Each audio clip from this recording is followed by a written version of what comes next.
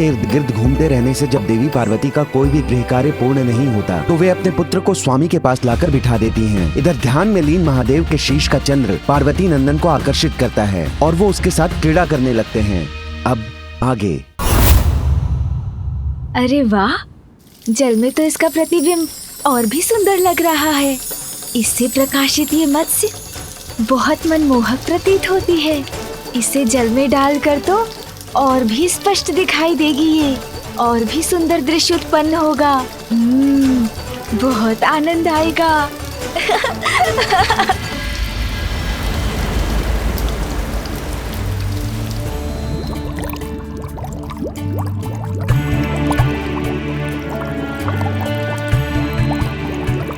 समुद्र देव, क्या आप ये अनमोल मोती देवी पार्वती और उनके पुत्र को उपहार स्वरूप भेंट करेंगे? हाँ मंत्री जी, मैं स्वयं कैलाश लेकर जाऊंगा इन्हें।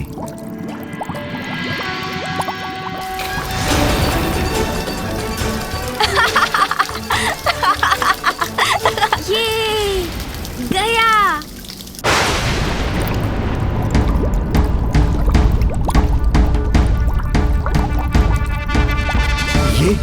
ये अकस्मात क्या हो रहा है? मेरे जल में ये कैसी हलचल हो रही है और ये प्रकाश कैसा है?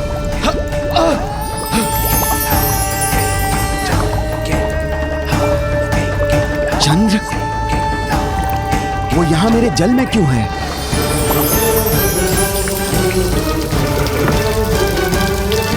चंद्रमा के प्रकाश से ही मेरे नेत्र चकाचौंध हो रहे हैं।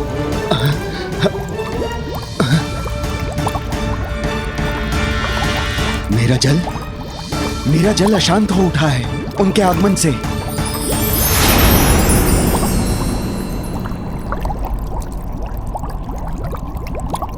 अब पुनः सब शांत हो चुका है।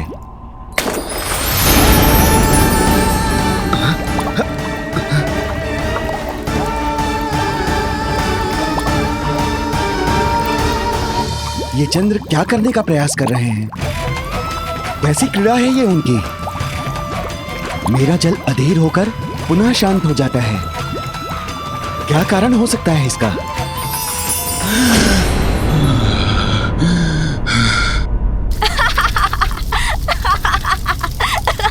मुक्त करो मुझे, मुक्त करो।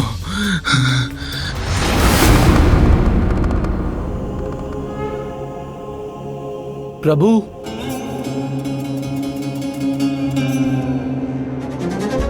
प्रणाम प्रभु।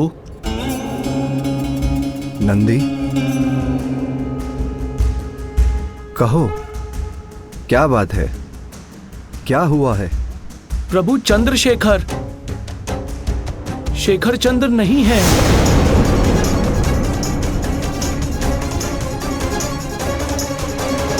मैंने वरदान दिया था चंद्र को कि वो सदा मेरे शीश पर स्थित रहेंगे। फिर वो मेरे शीश से कहाँ चले गए? कौन हटा सकता है उन्हें वहां से? क्या हुआ ब्रह्मदेव, आप इतने शांत क्यों हो गए? मैं प्रत्यक्ष खड़ा हूं आपके समक्ष और पूछ रहा हूं आपसे, क्या यह सत्य है? क्या कैलाश पर महादेव और देवी पार्वती के पुत्र का जन्म हुआ है?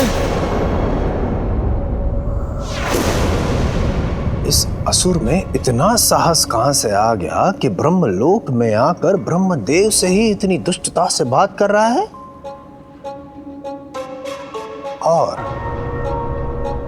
और भोलेनाथ और माता पार्वती के पुत्र में इतनी रुचि क्यों है इस राक्षस को? नारायण नारायण।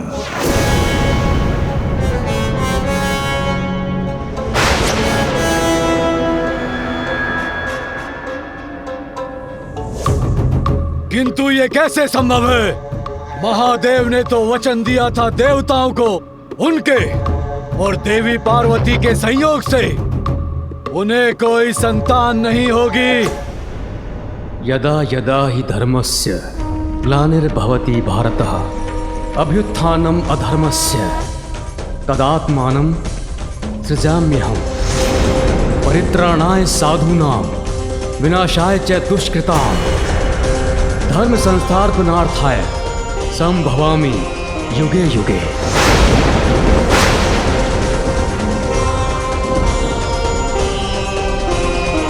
संसार में जब भी धर्म का ह्रास होगा, जब भी बुराई की शक्तियां अपना वर्चस्व स्थापित करेंगी, जब भी तुम जैसे दुष्ट के अस्तित्व का प्रभाव होगा, तो तुम्हारे जैसे दुष्टों का अंत करने के लिए तुम्हारे काल का रूप लेकर, शुभता का बल बनकर, असाधारण रूप धारण कर दिव्यता का आगमन भी अवश्य होगा।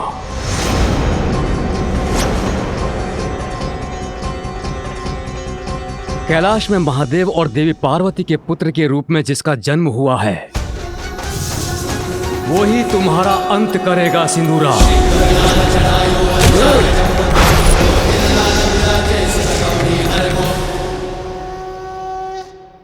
ब्रह्मदेव, मुझे भयभीत करने का प्रयास कर रहे हैं आप। एक बालक अंत करेगा मेरा? कदापि नहीं। क्या आपको स्मरण नहीं है कि मैं अपराजेय हूं? आप विष्णु या स्वयं महादेव भी मुझे पराजित नहीं कर सकते। ये तुम्हारा दुर्भाग्य है कि मुझसे प्राप्त वरदान की शक्तियों का अनुचित प्रयोग करके तुम एक पापी दुष्ट असुर बन गए सिंदूरा। किंतु पापी कभी अजेय नहीं होते। ये ज्ञात होते हुए भी तुम अपने कुकृत्यों में लिप्त हो।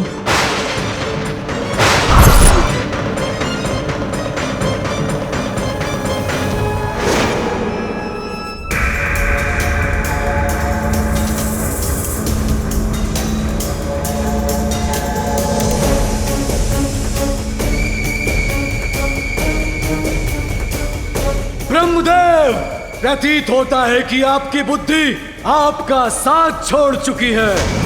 भूल रहे हैं आप। यदि मैं चाहूं तो इसी क्षण आप दोनों का अंत कर सकता हूं, ब्रह्मलोक को नष्ट कर सकता हूं।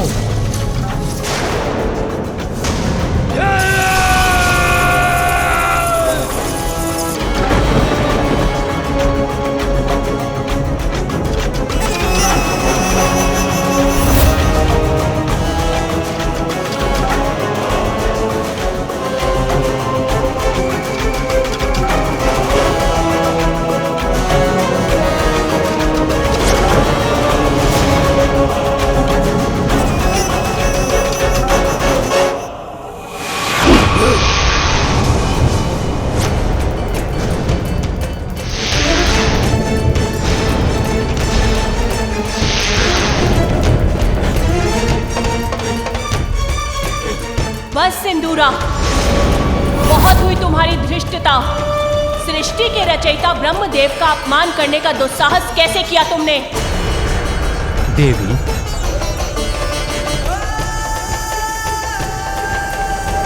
और तुमसे अपेक्षा भी क्या कर सकता हूं मैं? तुमने अपनी शक्तियों को व्यर्थ किया है। संस्कार विहीन तो तुम थे ही, किंतु अब तुम्हारे बल से उत्पन्न अहंकार और तुम्हारी दुष्ट प्रवृत्ति ने तुम्हारा सर्वनाश सुनिश्चित कर दिया है। ब्रह्मदेव ने मुझे वरदान तो बहुत दिए, किंतु प्रतीत होता है संस्कार देना भूल गए। अपना कर्तव्य उचित प्रकार से नहीं निभाया इन सृष्टि रचयिता ने।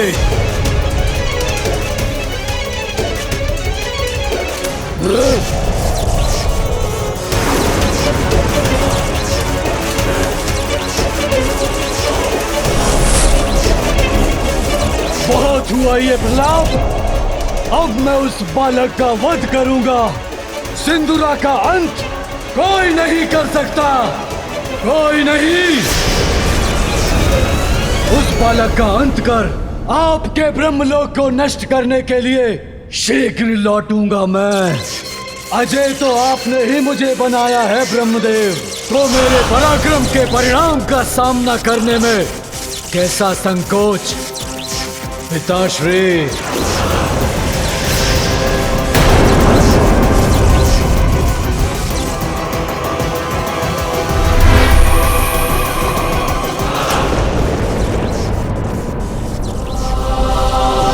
ये मेरी सबसे बड़ी भूल का प्रत्यक्ष रूप है। ब्रह्मदेव, क्या सुना मैंने अपने कानों से नारायण नारायण, उस दुष्ट राक्षस ने भी आपको पिता कहकर संबोधित किया?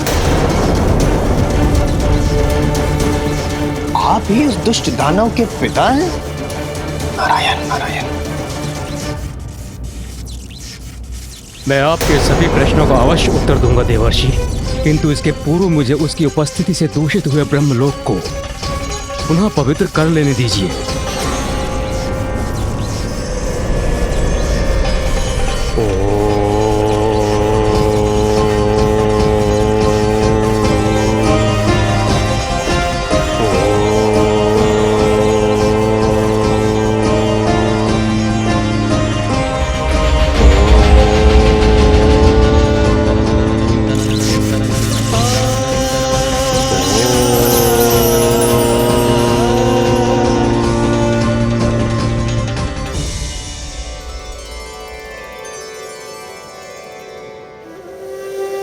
अब मैं आपके प्रश्नों का उत्तर देने के लिए प्रस्तुत हूं देवर्षि। प्रभु, भला ये कौन कर सकता है? किसमें इतना साहस कि आपके शीश से चंद्र ले जाए? इतनी उद्दंडता?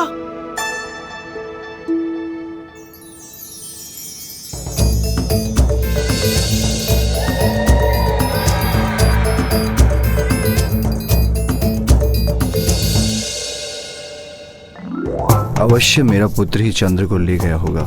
कौतूहलवश उसने मेरे शीश से चंद्र को ले लिया होगा, किंतु यदि मैं अपने गणों को यह बात बता दूंगा तो भयवश वो कदाचित बालक से चंद्र को लौटा कर लाने के लिए तैयार ही नहीं होंगे।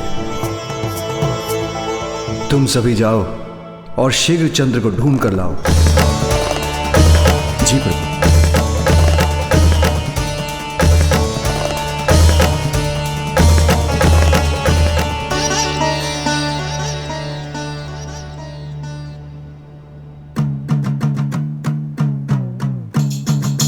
माँ तो तंदलमा तय भी दिखाई नहीं देने।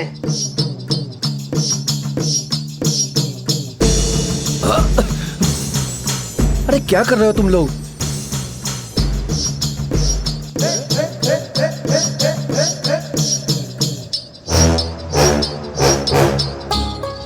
और ये तुम लोग ऊपर क्या देख रहे हो? और नीचे देखकर क्यों नहीं चल रहे हो? प्यास लंदी थी। अरे आप इतना भी नहीं समझते। अरे हम लोग तंदलमा तो ढूंढ रहे हैं ना, तो आसमान में ही मिलेंगे ना। ये नीचे ढूंढो भाई, ढूंढो। इसको समझाना और इन गणों को समझाना असंभव है। मैं आके ढूंढता हूं।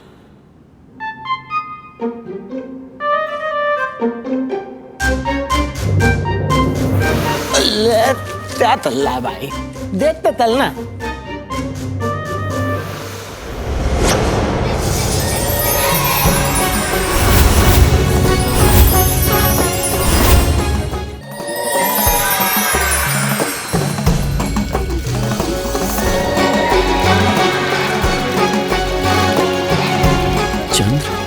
यहाँ इस बालक के पास है।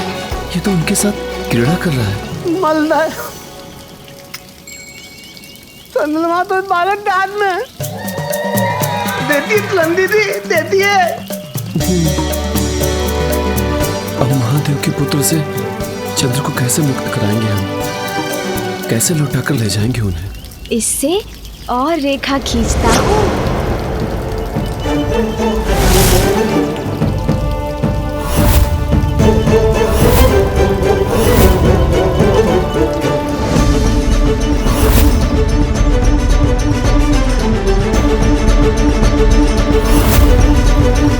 ये तो फिर से रेखा खींच रहा है। नहीं श्रृंगी, इसे छेड़ना उचित नहीं।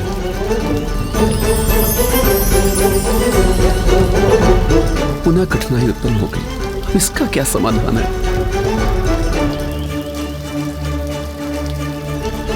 अन्य कोई गण भी इसकी ओर नहीं बढ़ेगा, किंतु प्रभु के आदेश का उल्लंघन भी ना हो, साथ जुटा के मैं ही आगे बढ़ पाऊं। ये सुंदर है।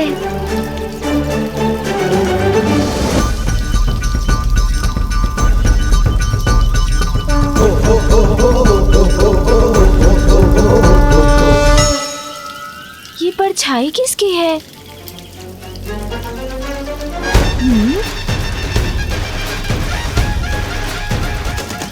कौन है?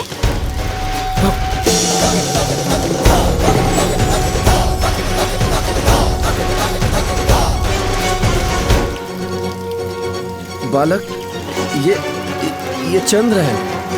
इसके साथ तुम क्रीड़ा नहीं कर सकते हो। अब इसे मुझे लौटा दो। हाँ, लौटा दो। महातेजस्वी और शक्तिशाली हूँ मैं। मेरा ये अस्त्र जिससे मैं सभी दुष्टों का अंत करूँगा, इसे मैं किसी को नहीं लौटाऊंगा।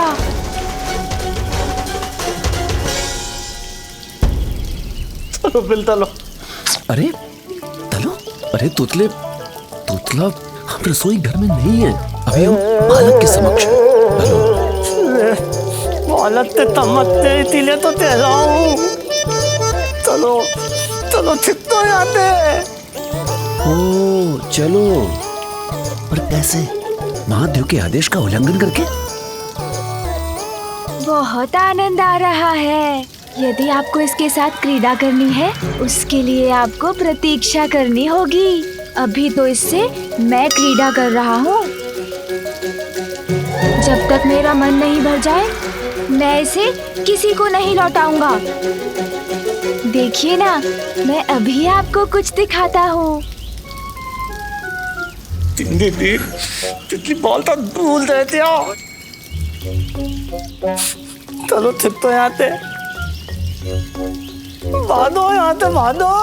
अरे तोतला, कौन सी तितली और किसके बाल? हम यहाँ इसके हाथ में चंद्र की बात कर रहे हैं और ये कहाँ फेंके? अरे नहीं श्रृंगी जी, ये कह रहे हैं कि पिछली बार भूल गए क्या, इस बालक से उलझने का क्या परिणाम हुआ था?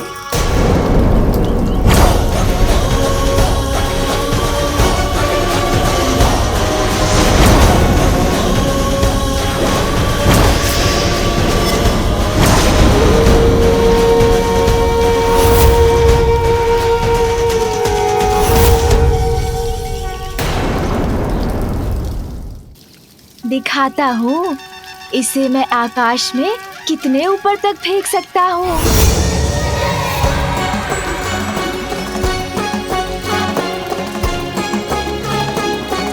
देखिए।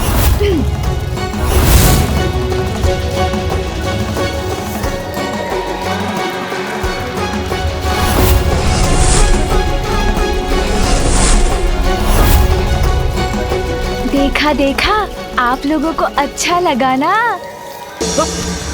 भागो।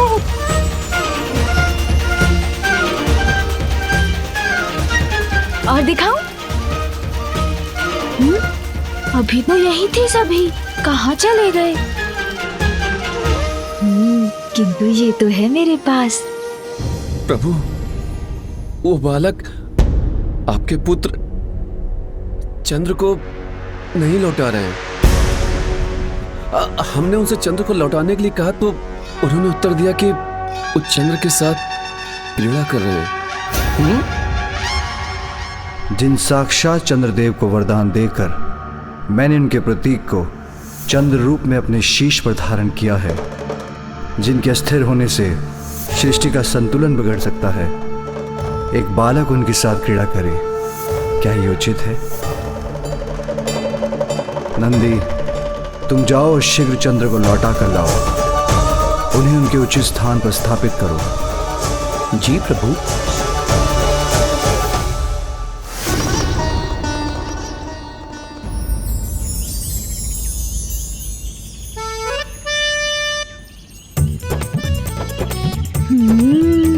मुझे तो इस क्रीड़ा में बहुत आनंद आ रहा है। इसे पुनः उछाल कर देखता हूँ।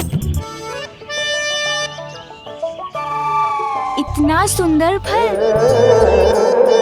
अवश्य स्वादिष्ट भी होगा। थोड़ा और ध्यान से देखता हूँ। इसे तोड़ लेता हूँ, फिर इसके स्वाद का आनंद लूंगा, खाऊंगा इसे।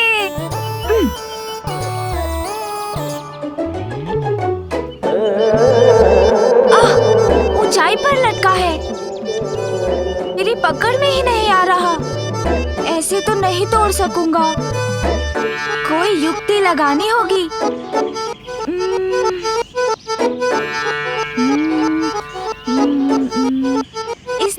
से सहायता प्राप्त हो सकती है मुझे?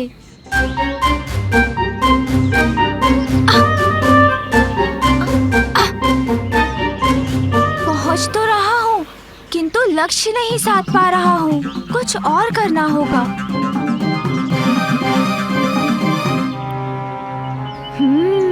अपने दोनों हाथों का प्रयोग करता हूँ।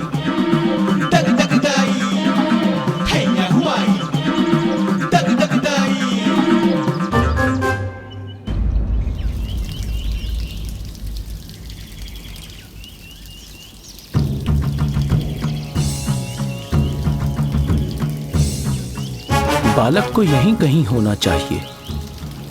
यहाँ से अधिक दूर तो नहीं जा पाया होगा।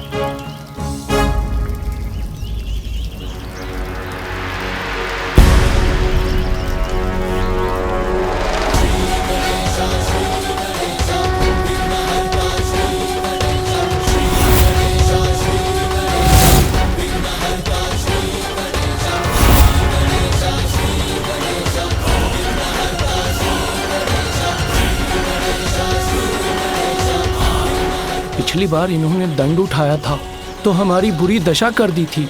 इस बार न जाने क्या कर बैठे। अब मैं प्रभु की आज्ञा का पालन कैसे करूं? इनसे चंद्रमा कैसे प्राप्त करूं?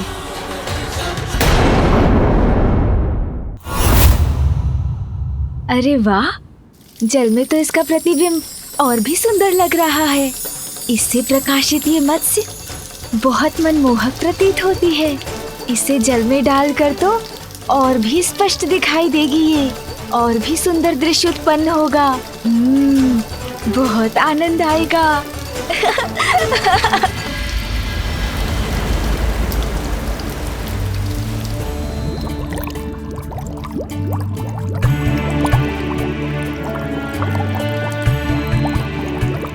समुद्र देव, क्या आप ये अनमोल मोती देवी पार्वती और उनके पुत्र को उपहार स्वरूप भेंट करेंगे? हाँ मंत्री जी, मैं स्वयं कैलाश लेकर जाऊंगा इन्हें।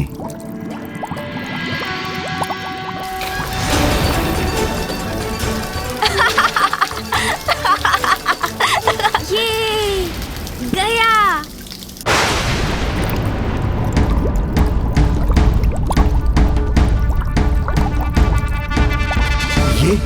ये अकस्मात क्या हो रहा है? मेरे जल में ये कैसी हलचल हो रही है? और ये प्रकाश कैसा है?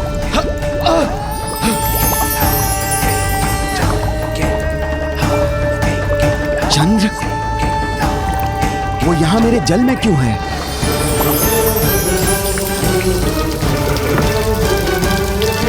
चंद्रमा के प्रकाश से ही मेरे नेत्र चकाचौंध हो रहे हैं।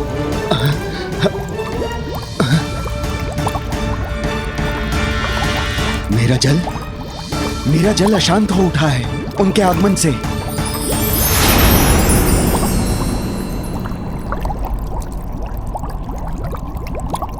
अब पुनः सब शांत हो चुका है।